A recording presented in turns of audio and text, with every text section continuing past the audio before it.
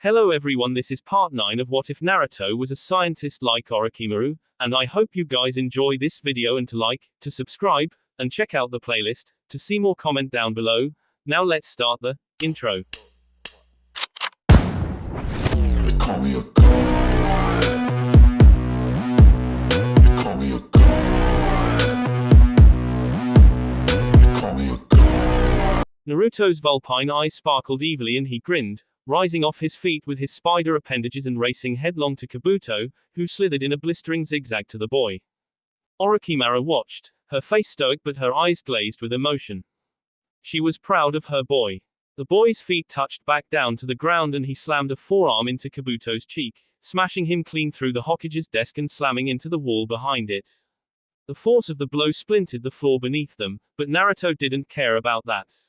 Wearing a large, toothy grin, the boy sped to his dazed opponent, thrusting a palm into Kabuto's chest but grunting in disappointment when all he met was a brick wall as the snake man coiled away from the blow. Naruto yanked his arm out of the wall, sliding away from a mouthful of corrosive venom from Kabuto and using two of his spider appendages to deflect two thrown kunai.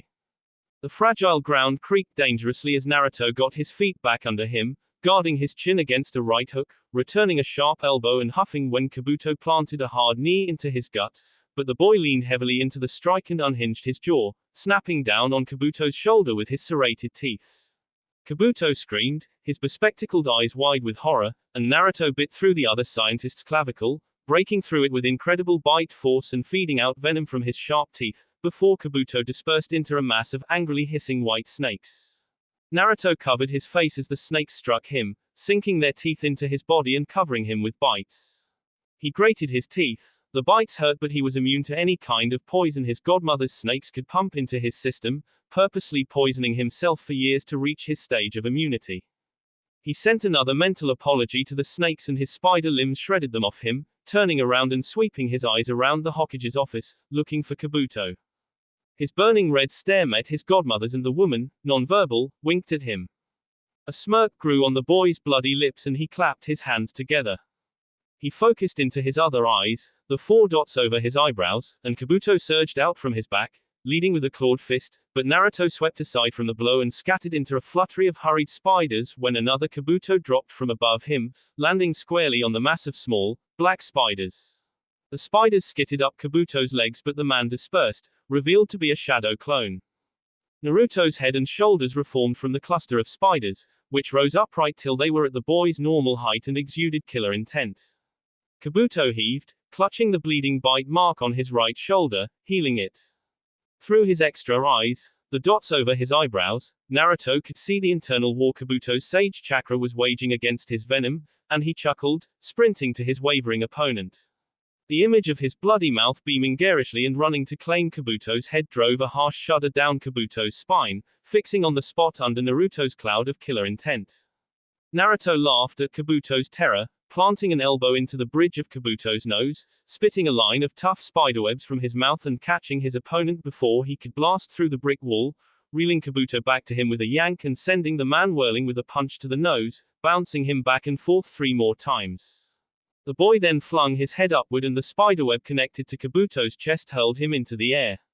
Naruto leapt up from the ground and caught Kabuto's neck in his right hand, spiraling around and choke slamming him onto the uneven floor, and the floor gave way.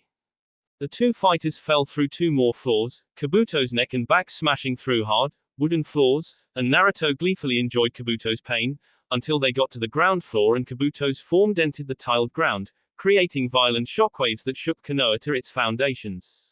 Kabuto hacked a mouthful of blood on Naruto's hand, and Naruto straddled his chest, pinning an arm under a foot and another arm beneath a knee. Naruto's 8 spider legs jammed into the ground and fixed themselves around him.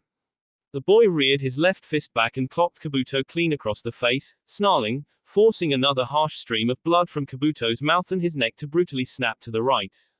And here I thought, Naruto cracked his other fist into Kabuto's other cheek, shaking the earth and driving the people in Konoha into a panic. You'd give me a challenge. He snapped a punch into Kabuto's face again, shattering the cheekbone. This is a goddamn, he growled, bloodthirstily punching Kabuto's head in another direction. Waste of my time. He swung a punch, meeting Kabuto's temple and forcing him back conscious. Granny's time. He threw another right hook and a mouthful of teeth flew from Kabuto's mouth. And your time. He gripped Kabuto's hair and tugged it up as he brought an elbow down on the broken man's mouth. Do you have any idea? With his other hand, caked with blood and saliva, he tugged Kabuto's head up by his hair and broke him back down with another elbow. What I'd be doing if this nonsensical war wasn't going on. He would be making headway on interdimensional travel. He would be concocting even deadlier poisons. He would be mixing more cures for ailments. He would be setting up more Kitsugami drug company warehouses. He would have time to plan for his date with Aoki-chan. Naruto's red, vulpine eyes shone cruelly and he panted, ragged, gripping Kabuto's collar with his bloodied hand, his right fist at his side. The boy didn't mind his broken knuckles, a smile rising in his eyes as his chakra healed his bones. Kabuto was a ragged, hemorrhaging mess. The medic's sage mode had fallen ages ago and he now resembled a popped boil, leaking red-green liquid with a broken skull, missing teeth and a shredded left eye, where the glass of his spectacles had punctured the eye socket. Believe me when I say you're not worth my time, Kabuto, Naruto hummed, cleaning his knuckles on Kabuto's shirt and standing up, keeping his downed opponent below him. Kabuto closed his eyes with a heavy sigh and Naruto scoffed, smirking as his venom internally burned the man alive. Kabuto's teeth and blood clogged his throat, and his nose had been ripped off by a punch, but he glared defiantly up at the fear-inspiring scientist. I'm almost tempted to test your regeneration. The boy tore out two of his spider limbs from the ground, their tips burning red with Kyuubi chakra, and he shrugged easily, but I've got places to be, people to see. You understand, right? Then Kabuto pulled his last card. Naruto had effectively gathered up all of the reincarnated ninjas in and around Konoha, and the sealing teams were still whittling down the web bag of reincarnated shinobi Naruto had deposited for them some time ago, except for one. Naruto's head tingled and his eyes flicked to the left. Manda, the snake boss summons, spiraled out of nowhere and swallowed Naruto and Kabuto in one bite, storming out of the Hokage's building and smashing through Konoha's southern walls within an instant. Orochimaru, riding on top of her snake, wordlessly ground her teeth. Inside the snake, Naruto's feet couldn't find purchase as he slid down Manda's slimy throat. He spread his spider appendages open and shallowly punctured into the walls of the snake's throat, hovering there and blocking Manda's airways. I don't want to kill you, Manda, Naruto cursed aloud, looking up as the snake's mouth craned open slightly, struggling to breathe as Naruto stuck in his throat, flaring his nose and hissing wildly. Kabuto was slumped under Manda's reptilian tongue, limp and slowly healing. The boy pleaded with his godmother's boss summons, please, don't make me kill you. To think a psychopath could feel remorse. Manda chortled, breathless, slithering over houses and settlements, recklessly breaking through forests and hurtling to the sea.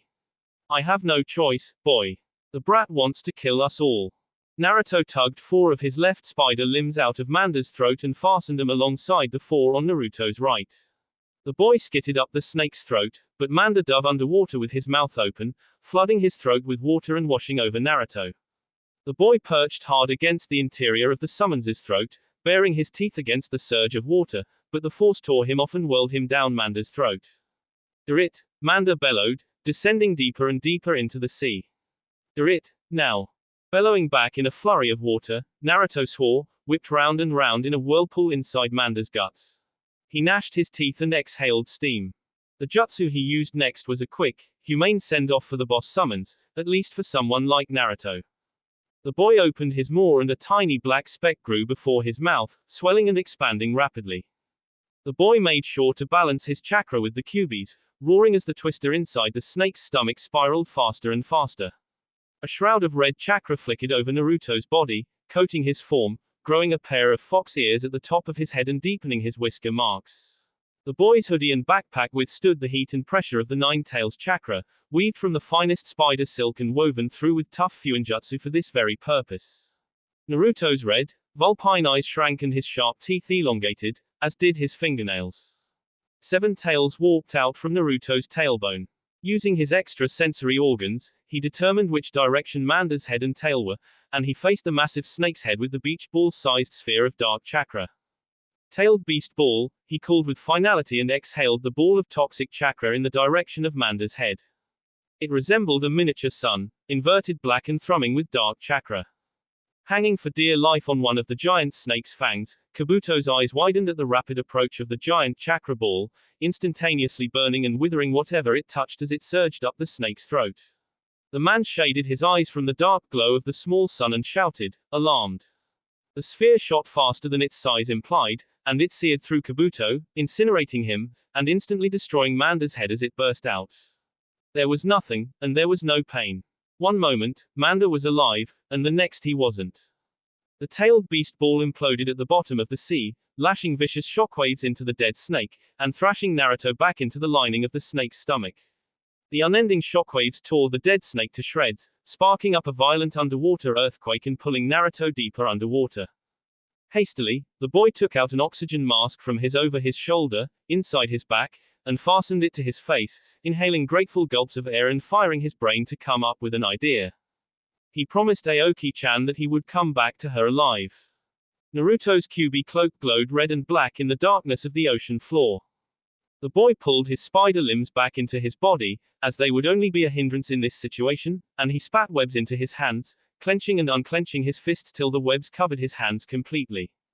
He turned his webbed hands into the current and swam along with it, propelling faster in the sea storm with his feet till he hit a current that whipped his upward, and he gladly flapped his hands.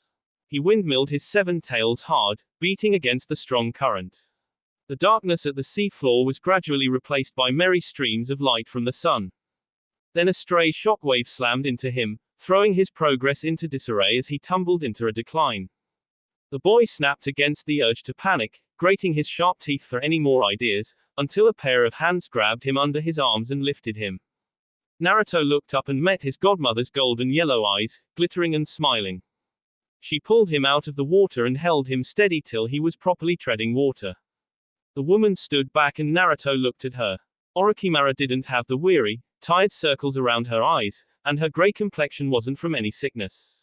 She looked healthy and happy, and it made Naruto smile, allowing his Kyuubi cloak to ooze back into his body. His tails receded till they were completely gone. The water was eerily still, and the two watched each other, not sure what to say. Naruto opened his mouth at the same time as his godmother's, and the two spoke the same words at the same time, I miss you. The undead woman smiled and Naruto's vulpine eyes glazed over. You're a lot stronger, Orochimaru said honestly, keeping the boy's watery stare with her trembling gaze. She refused to waste this short moment with him by crying, so she swallowed her tears and said, I see you're not with your goggles. You taught me not to need them, the boy said with an acknowledging bob of his head, scratching his cheek and, speaking in a strangely meek voice, added, and, there with Aoki-chan. The woman's eyes lit up, optimistic. So, that means. The boy grinned, shrugging carelessly. I'm not sure what exactly Aoki-chan and I are, but I'm hoping to maybe find out when all of this dust settles. The more he spoke, the more elated and gleeful his godmother looked, biting her bottom lip and soaking in her gosson's uncharacteristically shifty behavior. I'm taking her on a date for her birthday soon, so yeah. I'm thinking we'll find out soon. I'm truly happy for you, Naruto, the woman said warmly, touching her heart and sighing with a forlorn expression. I'm happy you didn't do what I did and swore off affection. Naruto half smiled, squeezing out an honest statement since they were alone. The world's a nicer place when I'm with her. He didn't want to sound braggy to his godmother, and with the eager nods and prompting of his godmother, he continued, feeling a swell in his heart, she makes me content. You get that from Minato, Orochimaru chirped, pleased. Hold on to that feeling. I'm glad you saved me when I was younger, Granny, Naruto admitted, his jaw twitching and standing upright. He saw his younger years flutter before his eyes. Lonely and depressed, he was a hopeless child, half blind and an outcast with no foreseeable future until his granny reached out to him, sent him his goggles and a desert duster spider, sparking his fascination with spiders, his fixation on engineering and mechanics, and his addiction to science. I was alone, and you came for me, and I'm grateful for everything, he sputtered, pushing back the storm of emotions brewing in his chest when he saw flakes of chakra rise off his godmother, dispersing into the wind. Orochimaru smiled and neared her precious godson, taking his hands into hers and nodding to him as tears slid down her eyes, dropping off her chin and into the water. It has been a privilege and an honor being your granny. The boy rushed into her with an embrace and the woman chuckled, freely weeping. I lucked out having you in my life, Naruto. Thank you. The two stood in silence after that, the boy pushing his face into her chest and clenching his eyes shut, face twisted in anguish. A moment later, the two of them spoke the same words at the same time. I'll miss you. They shared a warm smile, and Orochimaru, proud godmother and legendary Kunoichi, crumbled into dust. Across Fire Country, reincarnated ninjas fell apart and returned to their afterlife, releasing the tension of the combating ninjas in the country. Somewhere in Grass Country, Tsunade rubbed her aching knuckles, looking around at the gobsmacked, relieved ninjas standing around their camp. A handful of them stayed at the ready, shooting down any white Zetsu clone that reared out of a slim chasm, using Naruto's specialized blend of poison. They were camped out in front of a chasm, created by a Zetsu clone, and Tsunade blankly stared into the inky black abyss, torn on how the perilous chasm worsened the broken grass country landscape, formerly lush with grass and foliage, now broken and scorched by warfare. The woman didn't flinch or wince at the sharp whistling of crossbow bolts, tips soaked with Naruto's poison, flying into the chest of a Zetsu clone. The news of the undead shinobi falling apart had filtered through her camp. I'll be damned, she exhaled, perching her hands on her hips and frowning. The kid actually did it. On cue, a red snake with a white, diamond-shaped patch on its head slithered close to her heel, regurgitating a scroll at her feet and promptly dispersing. Kurenai picked the scroll from the ground, checked the scroll for traps and passed it to her Hokage. The woman's expression became grim. It read, 3 down, 2 to go. For your sake and the sake of everyone around you, I hope my demands have been met by the time I'm done. Old man Sarutobi doubted me too, just so you know. Your favorite drug baron, Naruto. The boy signed his threat with a flourishing signature, a fake one that curled and weaved unnecessarily. The woman carefully tore the boy's letter and unmindfully discarded the confetti into the wind. Sakura saw the conflicted look on the Hokage's face, and she asked, guessing the sender and contents of the letter, what are you going to do, Tsunade Shosho? The woman grumbled, crossing her arms and lowering her gaze with a reflectively creased brow. What can I do? You don't honestly think Naruto's going to hurt you, or Konoha, right? The girl followed slowly, coming to her teacher's side and looking out to the celebrating ninjas, jubilant that the worst of the disasters was now behind them. I mean, I know he's done bad things, terrible things, she said with a faltering look, glancing hopeful eyes to her Hokage. But he's not a bad person. The woman fixed her with a strong look, not voicing her words, but Sakura heard the reprimand loud and clear, turning away and saying, I know I sound delusional, but you don't know the Naruto that I know. Kind, considerate, and always smiling. That was a facade, Tsunade said, too tired with worry and relief. A mask. That boy is a genius-level psychopath, he does what he wants, takes what he wants, hurts whoever he wants, and he does it without regret. Her hands cracked and she crossed her arms tensed. The amount of classified information on him will break that illusion he has on you. The first thing to creep into her mind was Naruto's demented and sadistic video of how he tortured and experimented on Mizuki 2G into becoming a senseless, subservient spider monster. Mizuki Beast, Tsunade recalled what Naruto had called his monstrous creation inside his forgotten notes. The woman held strong as Sakura wilted, unable to argue that point. I just don't want you to get hurt. That's all. Tsunade-sama, Shizune approached from her left and Tsunade grunted, her eyes staring ahead at everything and nothing at all. The Raikage and his people have arrived. He wishes to discuss Naruto's demands with you and the other Kage. Tell him we're waiting for the Tsuchikage to arrive before we talk about anything. Naruto frowned, and Shizune hesitated to return to the Kumo leader with such a delayed message. But Unoki-sama was injured battling pain. Kuretsuki-sama has taken temporary command of Awagakure forces. Tsunade stopped her with an impatient bark. I'm aware. She arrived soon after Raikage-sama, Shizune finished, and Tsunade sighed heavily. There was a turgid pause between them, Tsunade not looking at Shizune, and Shizune pointedly watching Tsunade. Then Shizune tried at a smile, half frowning. Let's try and look at the positive. Naruto's Kitsugami Drug Company has revolutionized medicine and medical technology. They're an indispensable asset in this war.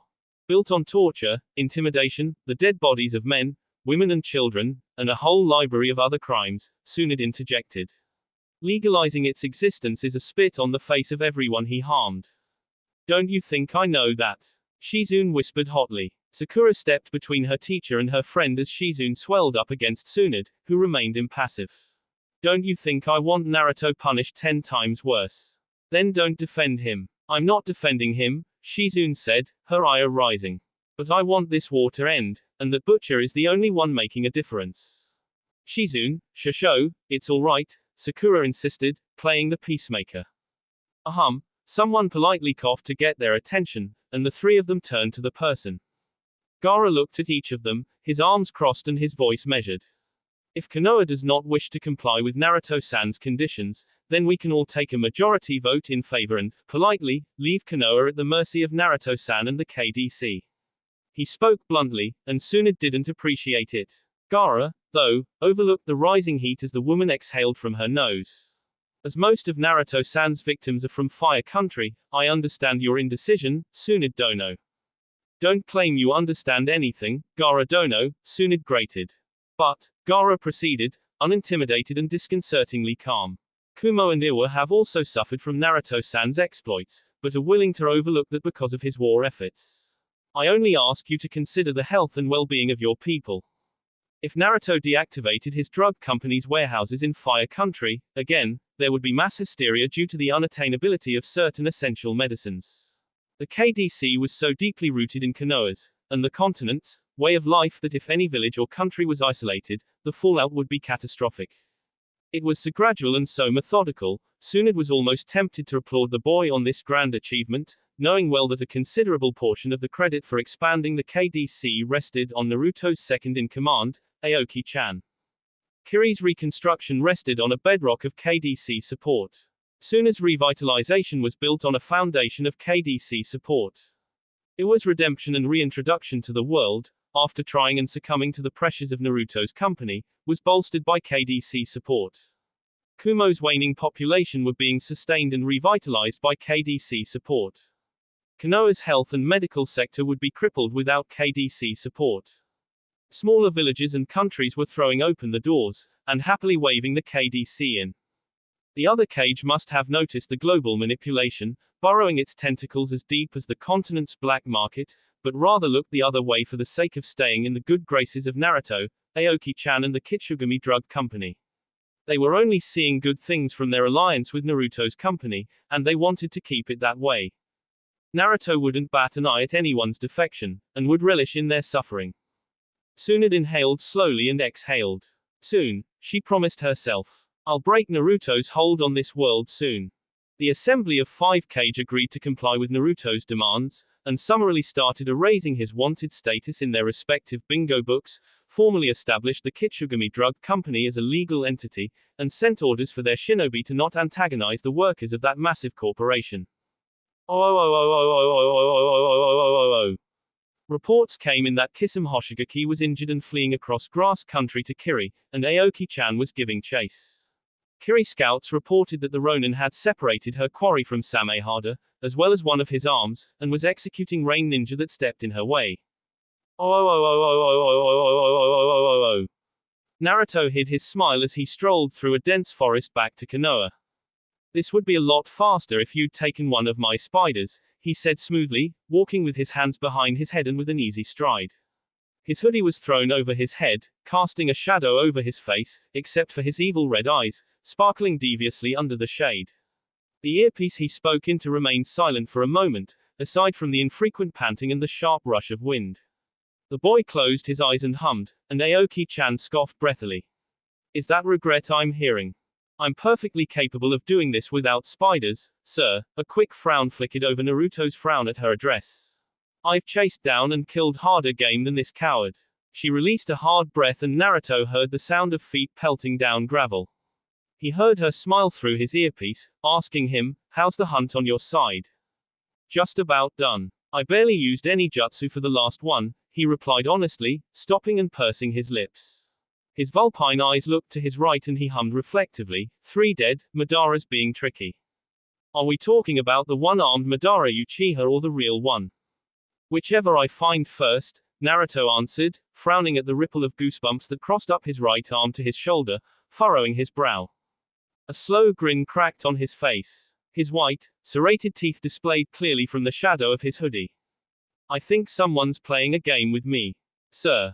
I'll call you later. Happy hunting, Aoki-chan, he trilled merrily and tapped his earpiece before his confused friend could answer, pulling it out and stuffing it into his pocket. The boy rolled his wrists and twitched his head left, cracking it to the right and eliciting a nice crack with each twist. He rolled his left shoulder, turning around in a full circle and observing the stillness of the twisted forest. The animal life was silent. A cool rush breeze streamed up from the sea. The evergreen trees rustled. Naruto's ears twitched and his head rang, before an exploding tag attached itself to his back, making him groan and look up to the sky, where the angel of Am grandly hovered. You're not Madara, the boy said frankly with a frown, perching his fists on his hips and sagging his shoulders to show his disappointment. The explosive tag on his back rapidly duplicated, covering his body from head to toe, leaving only his evil vulpine eyes staring to the heavens, before they too were covered by the layer of explosives. Devil, the woman called him, impassive and peering down at the boy with a condescending stare. She said with finality, Katsu. Naruto's laughter echoed loudly amid the din of fiery explosions. In the pursuit of knowledge and wealth, Naruto freely gave up his humanity. He did it to himself, and he didn't regret it. Naruto leapt out of the inferno, cloaked in fiery red Kyuubi chakra. His large vulpine eyes burned with elation, the 3 whisker marks glowed, and his wide grin darkened with sinister intent from the blackness of the boy's hood, more so as Conan swerved out of the way in a gust of papery wings, avoiding a pair of massive chakra arms from snatching her out of the sky. He dropped back into the burning forest, and a stream of cackling followed his disappearance, before that too stopped abruptly. Silence. The only sounds within a 15-mile radius were the groaning crackle of trees as they burned, the mew of forest animals fleeing the flames or dying to the fire, and the slight sizzle of wet soil hardening from the heat.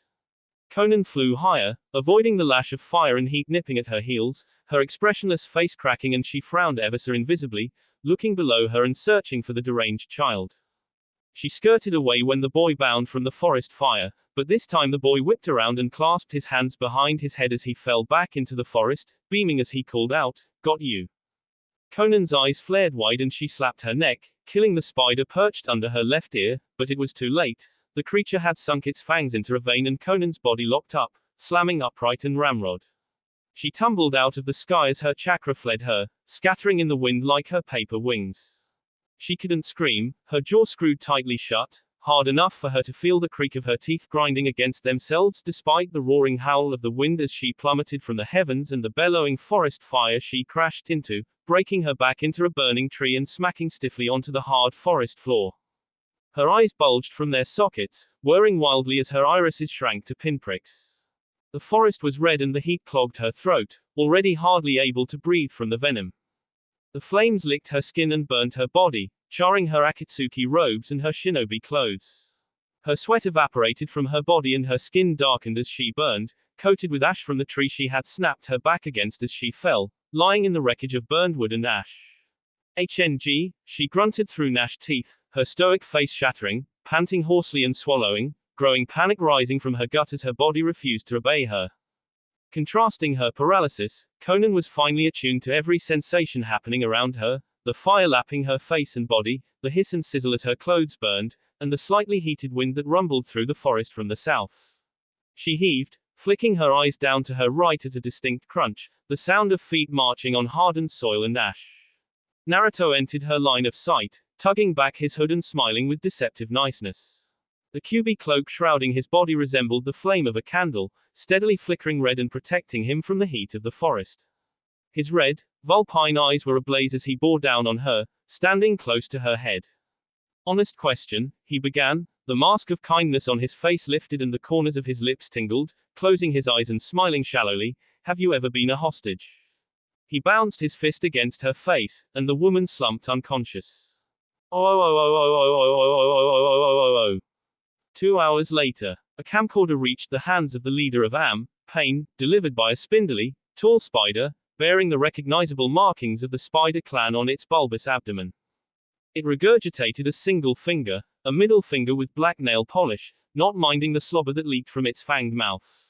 The spider met the Rinnegan holder's dark stare, standing upright on its 8 legs and surveying everyone in the throne room with its 8 black eyes, marking the one-armed, orange-masked man, another man with shaggy black hair who had his arms crossed, A black and white creature with a Venus flytrap around its head, and a faceless ninja that had directed him to the village leader's throne room. Before he looked back to Nagato when the man hadn't so much as looked down at the video recording device. Rather, Nagato's purple eyes thrummed with growing rage, glaring at the middle finger that had rolled to the foot of his throne. Watch, the spider hissed, its guttural tone echoing in the stunned silence of the throne room. Master wants you to see something. The black and white creature approached the middle finger at the foot of the throne, bending down to pick it up, studying it with a critical look. Zetsu, the leader, spoke deeply, his fingers curled around the camcorder and vibrating with killer intent. Is that? The one named Zetsu hesitated, flicking a look to the one-armed man, then turning to Nagato, hiding the severed finger at his back. It nodded, and Nagato inhaled and exhaled rapidly. The spider didn't move, it didn't blink, and its words didn't so much as tremble as he hissed, "Watch the video. Do as the creature said." Nagato, the man with shaggy, long hair, said, the sinister depths of his voice driving chills through the spider, a fear that it refused to show. Grinding his teeth and glowering murderously at the defiant spider, Nagato powered on the camcorder and watched the video. A brief static covered the screen of the video recording device before it cleared up to show a dark, featureless room. A single orange light bulb swung back and forth from the ceiling, previously jostled by some unseen presence. The camera swayed a little, tipping to the left before it was corrected, held somewhat steady as it faced the light bulb. Then the person holding the camera lowered it down and a genially smiling blonde peered out of the video at the redhead. Naruto. His hands were on both sides of the camcorder, his tongue sticking out of the corner of his mouth and his brow creased, before he said, "Hold it like this." Like this. The person holding the camera echoed. A female. Your last hostage video was slanted though. You said you wanted to capture the mood. The video recorder lifted and fell a bit as if the person holding the camera didn't see the need to stabilize her hands as she shrugged. Not your best work.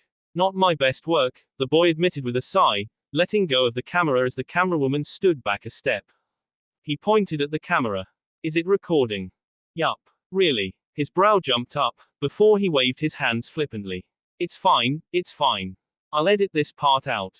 The camera zoomed out a little, showing that the boy was in a white lab coat with his usual hoodie underneath, dark pants and black shoes, wearing a pair of blue plastic gloves on his hands.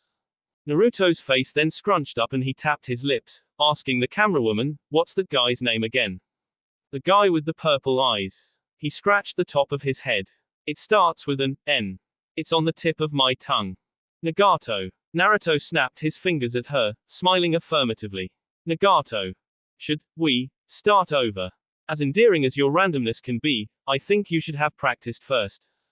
The boy scoffed, rolling his eyes and tucking his hands into his pockets, saying matter-of-factly, "You love it." The girl behind the camera scoffed loudly and Naruto's smile broadened, rolling his eyes again and proceeded, "Back to business. Nagato," he pointed at the camera and smirked, a careless expression that looked too harmlessly mischievous on his face, "I've got your friend." He moved to the right, waving for the camera to follow him. And it did, turning around steadily as Naruto shuffled across the screen. The camera settled on a person wearing a black shirt and tights, no shoes, laid out on her back on an operating table, her ankles, knees, wrist, elbows, neck and temple. Her mouth was stuffed with a white handkerchief. The person holding the camera took her time walking around the table, looking down on the pitiful condition of the Angel of Am. The thumb and middle fingers of her left hand were jaggedly torn off, the fingernails of her right hand were popped upright, freely bleeding on the table and dropping on the unseen floor. There was a line of stitches that crossed her lower abdomen, newly administered, as the wound still stained the thread red. There was a wet patch under and around her crotch, sweat stains dirtied the pits and neck of her shirt, and splotches of blood could be seen on the table. Conan trembled every so often, shuddering and gulping with her mouth open.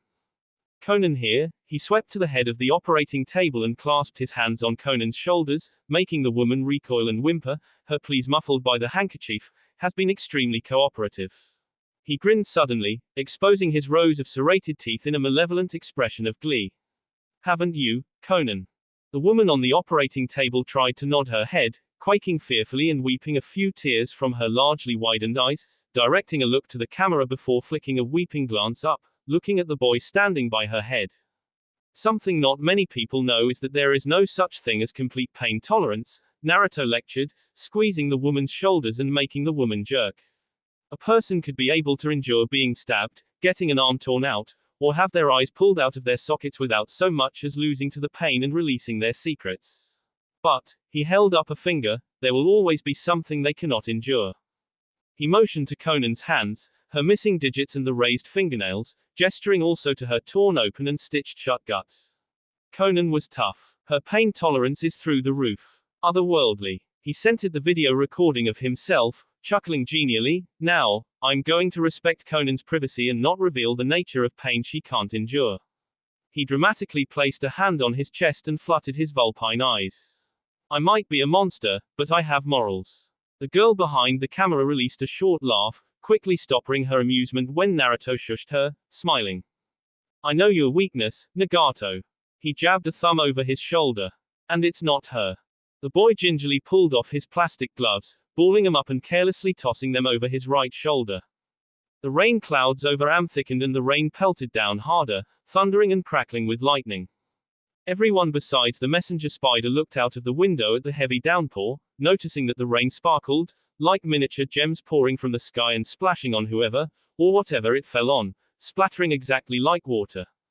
The video recording continued, with Naruto easing his lab coat off, neatly folding it as he said, there's more than one way to destroy a village.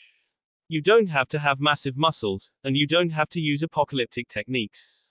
He blinked his red eyes at the camera, staring out of the video recording device and looking straight into Nagato's soul. I'm a force of nature, Nagato.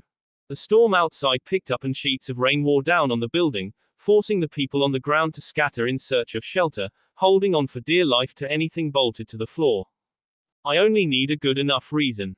He flexed his right arm and grinned cheekily, eyes closed and crinkled at the corners, patting his bicep with his left hand. And the will to do it. A story building fell, succumbing to the battering of the elements in a disastrous roar of wind and the screams of the occupants. The hard rain fractured the paved sidewalks and the asphalt roads, eroding them.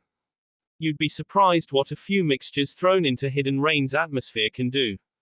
A flash flood swept through the village, carrying shrieking citizens. Hidden Rain ninjas rushed, surfing the water and picking civilians that had been carried off by the rapids.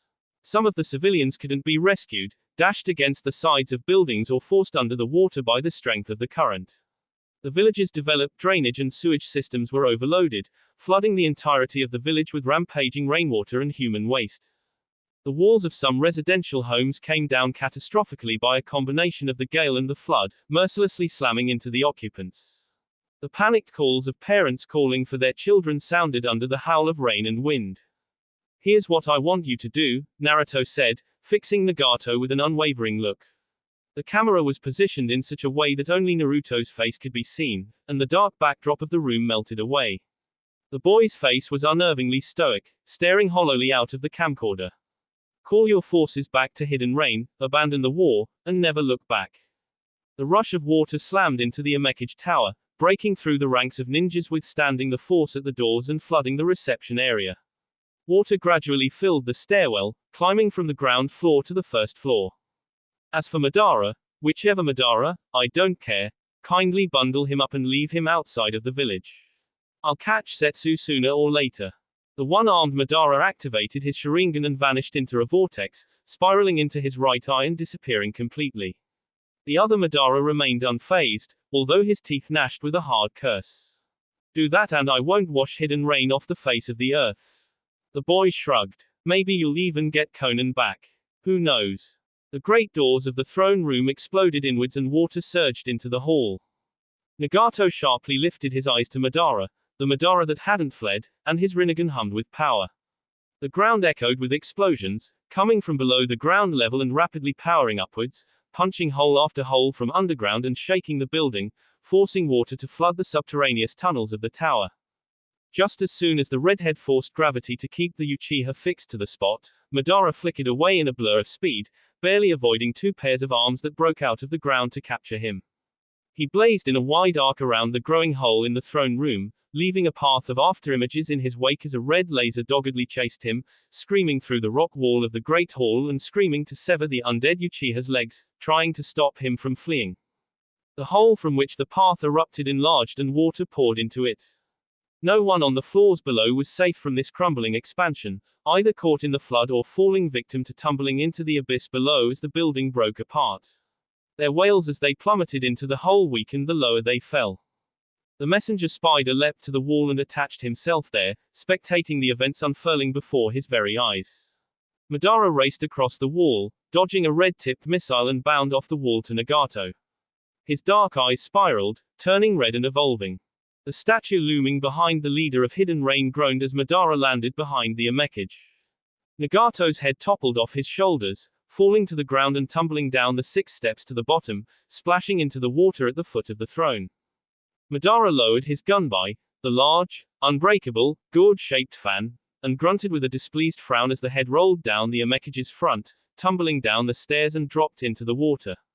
It bobbed on the water, its mouth agape with horror and shock.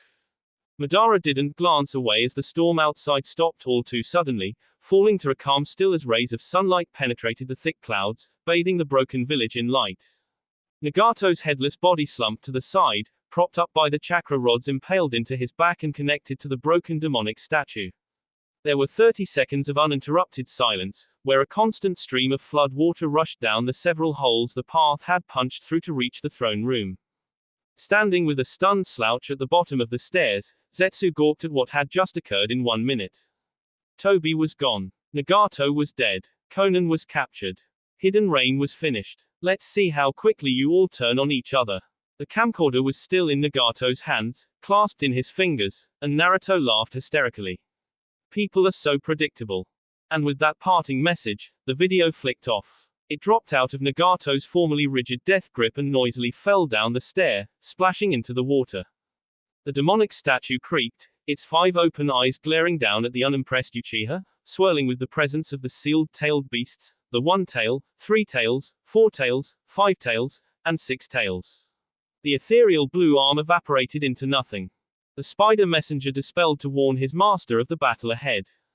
A final encounter between the greatest shinobi in history and the craftiest ninja to ever live was on the horizon, a battle that would reshape the physical world and history itself. He found the boy waiting outside of Am. The sky was clear and the sun was shining. Naruto stood on the waterlogged ground, balancing naturally so that the mud didn't seep into his sandals, with his hands tucked into the pockets of his hoodie, the hood thrown up over his head and obscuring his face from view. Besides his red, fox-like eyes and his large, saw-toothed grin. Peeking out from the wrists of the boy's hoodie were 3 short nozzles, polished clean and primed with Naruto's specialized medical needles. Madara stopped a long distance from him, standing relaxedly with his feet apart and his arms crossed. His gunbai was strapped to his back and his eyes rippled purple with concentric circles. The tension between them silenced any noise in their surroundings. Lovely day, isn't it, Madara? The Uchiha narrowed his eyes. I'm glad you're the one that showed up, not that other one with the orange mask, Naruto went on, squinting a look up at the merrily shining sun. You can just tell he isn't cut out to face an enemy with no common decency. Madara glowered, lingering a gaze around to the waterlogged hidden village. Obito informed me of your drug enterprise, Madara finally spoke up, directing a hard look across the gap to the evil-eyed child. Would war not be more profitable? You need to think about the long term, Naruto smirked.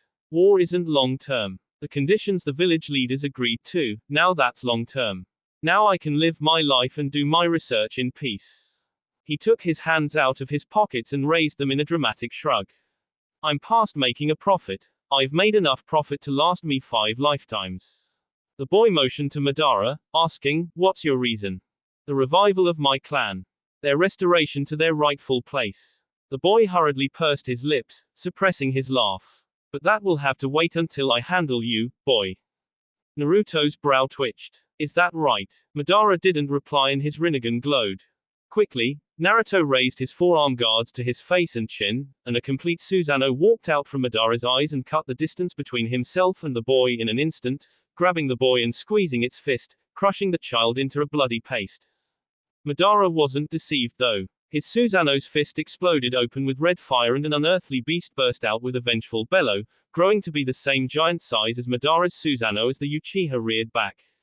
The creature that had exploded out from Naruto's former position was a giant red fox, billowing with red fire and landing with a heavy crash. There were a series of thick black lines materializing across its body, prominent of which was the 3 concentric circles at the back of its head and its gut. Its 9 tails swayed hypnotically at its back and the boy hovered inside its head, chuckled warily, one eye open and reforming his legs from a mass of writhing spiders. Naruto's features and clothes mirrored the great beast, having the same concentric circles on his body and a series of lines running down his shoulders and his pants to his footwear. The shadow obscuring his face didn't lift, highlighting his dangerous red eyes, his pronounced red whiskers and his broad grin. A pair of horns rose from the top of his hood, curving backwards. The 9 tails snarled, exhaling smoke from its maw as it lowered into a crouch. Its claws shattered the earth as he gripped the ground. A second pair of arms and hands materialized, curling to the creature's back and meshing its fingers into a ram seal at its lower back, gathering chakra inside its gut and compacting the chakra into a ball. Madara's dark blue Susanoo sprouted a pair of feathery cerulean wings, standing over the Kyuubi with a pair of burning blue katana in its right hand, while the ends of his wings curled into hands, gripping the sheaths of his swords. A second face manifested at the back of the Susanoo's head, a horrific creation with a pair of owlish eyes that revolved with Madara's eternal Mangekyo Sharingan, an elongated nose and lips that were twisted into a grotesque frown. The eyes at the front of the Susanoo spiraled purple, mirroring Madara's Rinnegan. Come, boy. Naruto laughed and lunged forward, stampeding at dazzling speed to his opponent. Madara stepped forward once and swung his swords down, but the Kyuubi skirted away and roared, gripping the earth to stop himself short and hanging its mouth wide open. There was a sharp twinkle inside the beast's mouth and Madara moved his swords to guard his face, slicing a tailed beast ball in half, deflecting them to both sides of him and devastating the ground below. The man spun away from a second and third beast ball, and broke a kick into the snout of the 9 tails, blasting it off the ground. Airborne, Madara threw his swords at the beast and the blades sliced into the creature's head and stomach, and the monster dispelled. The Uchiha grunted and whipped around, catching the 9 tails by the throat before it could land on his back. He only caught the frantic hand seals Naruto was weaving together at the last second, unable to throw the creature away when it coiled all of its 9 tails around his opponent. Web Bomb, Level 10. A white sphere appeared between the creature's hands and it clapped, breaking it. The explosion of thick, quickly hardening webs tangled both chakra manifestations. Tiny brown spiders with beeping abdomens traveled across the web explosion, adding more layers to the trap and encasing both the Kyuubi and the Susanoo. Naruto was the first to dispel his chakra manifestation, still coated in Kyuubi chakra and running at blistering speeds across the web tangle. He held his right arm forward and clenched his fist, shooting a round of medical needles tipped with poison. The needles splintered against the Susanoo. Madara, fighting against the trap to move his Susanoo's arms, snapped his head up to where the needles had impacted and gnashed his teeth when he saw that small section crack. The structural integrity of the Susanoo was compromised, likely from a chemical mixture in the boy's arsenal that directly attacked chakra. Naruto leapt through the crack and slammed the sole of his foot into Madara's face. A shockwave of Kyuubi chakra rippled across the landscape, starting from Madara's face and racing down the Susanoo, incinerating the web bomb and blasting outwards. The earth splintered and hidden rain, not too far from him, cried as more buildings came down, burning with toxic flames. Madara exploded out of his Susanoo and smashed into the ground, rolling on his back twice before he flipped with the momentum, dodging a hail of needles and pushing off the earth on his last backflip, and tugging his gunbai off his back. He swung the fan-like sword upwards and a roaring surge of sharp wind scattered another hail of senbon, casting away a flood of spider summons that had risen from the ground in an ambush. Lifted off the ground, the spiders dispelled back to their summoning realm. Naruto's laugh echoed and Madara snapped, his Rinnegan pulsing madly. Enough games, boy. Why? Naruto's question sounded from everywhere and nowhere, projecting his voice. This is fun. The muddy ground had hardened from the Kyuubi fire and a series of craters had pulverized the earth. A large, humanoid bonfire burned menacingly where his Susanoo had formerly stood, crackling with an unnaturally red fire. Fine. You want to play games. Madara growled and closed his eyes. The area around his eyes darkened and the Hashirama visage on his chest, under his armor, howled in a voiceless tone as the Uchiha gathered nature chakra, seamlessly entering sage mode. The man opened his eyes and his Rinnegan flicked up, watching the boy fall from the sky, cracking a manic grin at the beaming child. Let's play. Naruto crash landed, falling on an afterimage. The boy got back to his feet and ambled out of the crater, sweeping his maniacal eyes for any sign of his opponent. His Kyuubi cloak rippled in the non-existent wind and his eyes widened, snapping to his right but smacked into the ground by a right hook. The boy sprang back to his feet, lowering his stance and guarding his face, and a kick slammed into his gut, a punch rocked the other side of his face and a clubbing blow smashed his head into the ground. "You are a remarkable child," Madara said, seeing the boy haggardly rise off the ground onto a knee and rubbing the back of his head with a hard wince. A line of blood dripped down his chin from the scalp wound, and the boy cursed, his elated expression never wavering as he searched for the man. "But your intelligence is your doom." The boy didn't answer, shakily getting to his feet. Madara flickered to his front and dug an uppercut into Naruto's chin. All too suddenly, Naruto soared above the clouds, jarred and amazed. Oh! Naruto collided with the side of a mountain on the other side of the continent. Snappily, the boy whipped back to his feet and looked around him, alarmed at the snow that sizzled against his Kyuubi cloak. He glanced down, stretching his senses as far they could reach and gnashed his teeth, hissing a curse when he looked down. He had landed on a steep mountain among a range of mountains, capped with thick snow and dangerously cold winds. Naruto could breathe easily at any altitude, but what caught him by surprise was that he was in lightning country. The boy moved precariously through the snow, unaffected by the cold because of his cloak of toxic red fire, which made him stick out like a single candle stubbornly flickering at the center of a snowstorm. Naruto's head rang and he looked up, feeling a sweet chill roll down his spine. The sun was coming down from the sky. "Fire style, great fireball annihilation," Madara pronounced from the sky, exhaling the planet-sized wall of fire and gas to the boy. The boy slapped his hands and pushed his palms outwards, and his Kyuubi chakra extended from his core and created an enlarged pair of 9 tails hands. The hands rapidly increased in size and extended further and further, catching the sun in their palms and pushing while fixing his feet to the ground with chakra.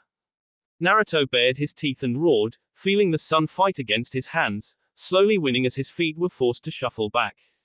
Something sparked in the boy's head and another pair of fiery hands materialized from his cloak, from his ribcage, and clasped together into the dragon seal. Another pair of burning red arms erupted from the boy's shoulders, settling at the back of his head and tangling together into the tiger hand seal. Effectively multitasking, the hands at the back of his head began to gather nature chakra and the hands at his front channeled his natural chakra. Summoning jutsu, Sagi. A cloud of smoke covered him before the cold wind of the mountaintop cleared it away. Naruto was now standing on a spider, a horse-sized, sagely white spider with beady red eyes and a contemplative expression. She hissed, speaking to her creator and master in an unexpectedly delicate slither of words. "Already on it, master." She wedged her 8 legs into the snowy mountain, standing strong despite the sun barreling to them from the heavens, and began to meditate.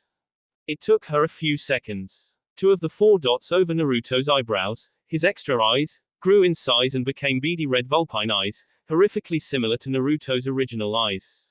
The dots at the bridge of his nose stretched downwards into long, black lines, resembling rivulets of tears flowing down from Naruto's eyes, curving around his grinning mouth and reaching his chin. The curved horns sprouting from the boy's temple stayed red, but with a hissing white tip at their end.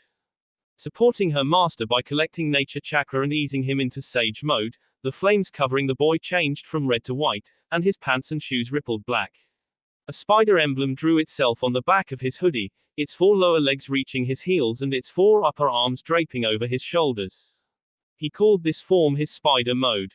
This mixture of Naruto's chakra, Kyuubi chakra and nature chakra spiraled up the enlarged hand, changing it white till it reached the sun pushing against his palms, snapping his hands together and crushing the ball of fire. The spider sage skipped aside, her master perched on her back and dispelling his large arms, and Madara came down, cleaving off a large portion of the mountain with his gunbai, triggering a landslide. The large spider bound from falling rock to falling rock, skittering up and shooting webs from its abdomen to avoid getting crushed by oversized chunks of rock. Naruto kept low, zeroing his eyes on the bonfire of chakra barreling down the face of the breaking mountain to meet the boy. Naruto jumped off his summons and cocked his right fist back, bearing a vicious snarl and releasing his fist against the flat side of Madara's gunbai as the Uchiha used it to guard his face. A blinding light covered the planet and the earth momentarily stopped spinning. The tides rose to impossible heights. The tectonic plates of the earth shifted restlessly. A wall of wind flattened the lightning country mountain range. Across the continent, KDC warehouse Fuinjutsu defenses worked hard to keep the buildings standing upright. The shockwave spreading down from lightning country battered villages and countries indiscriminately. Sagi, blinded by the flash even though she had closed her eyes and looked away, powered against the massive battering shockwaves and weaved a net, catching her master before he could smack to the bottom of the decimated mountain range. The boy clambered out of the net, sparing an appreciative nod to the spider elder and pointedly ignoring the mangled state of his right arm. Madara coolly strolled down the wreckage of rock. Naruto growled with a smile, seeing that the only damage the ninja had sustained was his heavily dented gunbai and that the upper half of his armor was seared off his body, revealing his bare chest to the ragged boy. The man looked at his unbreakable gunbai, bent inwards from a decisive blow, and tossed it away, slowly turning to the boy. To think this is your best, Madara said with a stoic grunt, the disappointment nearly ebbing off him in waves. Pitiful. Naruto's grin widened painfully. He reached with his left hand and grabbed his right elbow. Sagi saw what he wanted to do, and she screamed, "Master!" Naruto tore off his right arm with a pained grit of his sharp teeth, pulling it clean out from his shoulder and carelessly discarding it. The white cloak covering him flickered normally, uninterrupted. "I'll grow a new one later," Naruto reassured her with a wincing beam, manipulating his chakra to grow for him a new appendage, made entirely out of the white flames. The balanced blend of the three types of chakra whirling inside the boy's reserves, his own, Kyuubi chakra, and nature chakra, worked to heal the boy's wound, while Naruto flexed the fingers of his right arm, rolling the shoulder and checking for full mobility. The eyes on his temple flicked to Sagi and his original eyes stayed on Madara. Obito was right, Madara said, unclipping the heavy armor at his waist and letting it fall, leaving him in a plain pair of black pants and black shinobi sandals. "You most certainly have lost your mind." "Thanks," Naruto replied, chirping chippily and stabbing a needle into his right shoulder, sighing pleasantly as his antibiotics went to work. "Never let them know your next move, I always say." He pointed a finger to his mutilated arm and Sagi obediently pounced on it, swallowing it whole, senbon launcher and all. Next, he pointed at Madara, beckoning the man to come. "Well. Naruto was torn off the ground and pulled to Madara, laughing wildly as the man slammed his fist into the boy's throat, only for Naruto to disperse into a mad tangle of white spiders, clambering over and onto Madara. The man, alarmed by the spiders swarming him and sinking their teeth into his body, spread his arms open and a Susanoo billowed out from his paws, sending the spiders off him. The Susanoo flicked off and the man cursed, winding around with a kick and smacking his foot into Naruto's forearm guard, shielding his left ear and delivering a jab to the man's chest, which was dodged with a sidestep. The man pushed the boy away and Naruto surged back, getting a knee driven into his gut and leaning deeply into Madara's blow, manifesting a spider appendage from his back and driving it into Madara's shoulder. Madara snapped his teeth, frustrated by the tricks, and tore the limb out of his shoulder, driving a straight kick into Naruto's chin. The boy backflipped 3 times, pulling the poisoned spider appendage back into his body all the while. He hurriedly fell to a knee and dodged a clothesline, barely missing losing his head. Flexible and in a daze of speed, the boy contorted backwards from his knee. Naruto planted his hands onto the ground and whacked a kick to the man's jaw. The man grunted from the blow and caught the leg, only for Naruto to scatter into a flurry of venomous spiders, injecting Madara as many times as they could before they were shredded off the Uchiha by a Susanoo. "You can't keep this up, Madara," Naruto told the man, rising out of the ground under Madara, inside the Susanoo, and winding a right hook into Madara's jaw. The blow slammed the man against his Susanoo, bouncing him back to Naruto, who planted a straight kick into Madara's nose, sending him through the Susanoo. The blue manifestation shattered noisily and the man rolled on his back, only for Naruto to drive a knee into Madara's nose, breaking it in a shower of blood. "You're getting weak. I can tell." The man chuckled lowly, breaking his expressionless mask. Gathering himself to his knees and running a hand under his nose, he saw blood. "Trickery. Funny. I've never known you to be an honorable man." The man bolted to his feet, with a twister of speed, and slammed a palm into Naruto's chest. The boy dug his feet into the ground and reached forward with his elbow, smacking the man's face with it and reeling back with a back fist to Madara's temple, finishing the blinding sequence with a headbutt that flattened the man into the ground. "You're a very hard man to tag, Madara Uchiha," Naruto conceded with a sly smile. "I've been trying throughout this fight to get a good hit, and at the end of the day, it was your cockiness that killed you. The man hacked, weakly turning onto his side and expelling blood from his mouth. He heaved, sitting up, but Naruto laid him back down with a punt to the head. The toxin took full effect and the Uchiha couldn't move at all, rendered too weak to lift a finger. That, and the jarring concussion from the foot to the head. Never let them know your next move. I agree. Naruto looked over his shoulder at the speaker, a simmering smirk rising on his lips at Madara's watery, bleeding laughter. At his back, Zetsu had Aoki-chan by the scruff of her collar, twisting the girl's left arm behind her back and forcing her to stay on her toes. Her discomfort was evident on her twisted face. Zetsu was using the girl as a buffer between itself and the scientist. Naruto's head flopped forward with a heavy sigh, muttering audibly, "Damn it, I told you to hide." I stammered, sporting a shallow black eye and without her sword. I was worried. The boy grit his teeth and Zetsu glanced around Aoki-chan, a dangerously wild look in its eyes. You think you're the only one that doesn't mind using hostages. The boy pulled his hoodie off his head, maintaining his spider mode, showing that his blonde hair was a white flame and his pallid complexion was paler, emphasizing the redness of his 4 eyes, the whisker marks on his cheeks, and the deep black lines running down from the bridge of his nose to his chin. His burning red horns curved from his temple and the boy's venomous teeth gnashed with indecision. The one time you don't listen to me is when you get caught. Madara's unhinged laughter filtered into his ears and the boy closed his eyes. Laying on his back, the man narrowed a chuckling glare at the boy. The antidote, boy. Now. Naruto's shoulders slouched and he palmed his face with his left hand, slowly rubbing his face and pinching the bridge of his nose. Naruto exhaled, saying as he casually shrugged, "It was nice while it lasted." The samurai stammered, eyes wide with horror. "Wait, Naruto, no." Zetsu shared that expression, but the boy already leveled his left senbon launcher at the samurai, clenching his fist and releasing a spray of 4 finger-length needles. The needles whistled through the air and peppered the girl, exiting her back and impaling the plant creature at her back. The samurai wheezed and toppled back onto Zetsu. Naruto strolled to her sightline and raised an eyebrow at her, seeing the glazed terror and betrayal marring her face. He rolled his eyes and held a hand down at her. "Get up, you big faker." The girl's face immediately cleared from her anguished expression, switching to one of annoyance, gnashing her teeth as she took her boss's hand, helping her back to her feet. "It still hurts. I didn't get any of your vitals." "You're fine," he said easily, dusting down her back for grass and dust. The fiery white chakra cloak didn't affect the girl.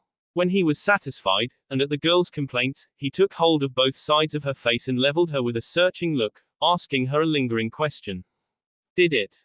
"No," she shook her head, lifting her hands and setting them on the back of his hands, smiling a little, pained but pleased. "He just caught me by surprise." The boy furrowed his brow at the hilarity. "You, Aoki-chan, killer of Kisame and my best girl got caught off guard." "Shut up." The girl rolled her eyes and shoved him away, much to his open amusement, laughing. "If you kept one of my spiders on you, I won't have needed to shoot you." The girl lifted her chin stubbornly. "I stand by my decision." Naruto shook his head, exasperated and used to her samurai pride at this point. Her rigid stance on tradition and Naruto's lack of morals were a common clashing point for them, as agreeable as they were most of the time. He beckoned her to stand still, pulling a syringe from his left sleeve and flicking off the cap on the needle. He went to her and she eased up one of her sleeves for him to push the needle inside, squeezing the antibiotic and painkiller into her system from her arm. She breathed out, calmer, and the twisted pain on her face lightened. "That should hold you till I get a better look at those wounds," Naruto said, sealing the syringe into a storage seal on his left elbow. Some of the concoction had leaked into Aoki-chan as it passed through her, but it was a blend specially made to combat Zetsu clones. The very same ones he gave the Shinobi Alliance to combat the formerly rampant assault of white Zetsu clones. The only effect it had on humans was a mild rash where it had touched, and true to Naruto's guess, the girl began to lightly scratch her stomach. She glared at him and he smothered his large grin, turning away from her and peering down at Zetsu. The plant creature was fading, 4 needles sunk fully into his torso and right arm, leaking their poisonous contents into the creature's body. Some creaking sounds snapped from inside the creature as its nature chakra hardened, groaning and unable to speak. Naruto shrugged dramatically. She was bait. He bore a chilling grin down at Zetsu, watching as its body began to gradually turn gray. It was a pain worse than death and a future worse than torture, as being made into a statue didn't automatically guarantee death. People turned to statues didn't die, and the same was for Zetsu. The boy genially patted Aoki-chan's shoulder, walking back to Madara. Do whatever you want. Behind his back, he heard a distinct crack as the samurai stepped on Zetsu's head, smashing it to pieces. And as for you, Naruto said, the happiest grin on his face and his eyes curved up as he stood over the Uchiha. The man only had the strength to bare his teeth and the boy eased himself down on his knees beside the man. You're not allowed to die yet. A week later, Naruto walked into the Alliance headquarters and threw Madara's head into the meeting hall. It rolled on the table, the other Kage watching it as it stopped before the Hokage. It was eyeless and nightmarishly devoid of a lower jaw. The hair was low and the skull looked like it had been broken open at the scalp, neatly glued back together afterwards.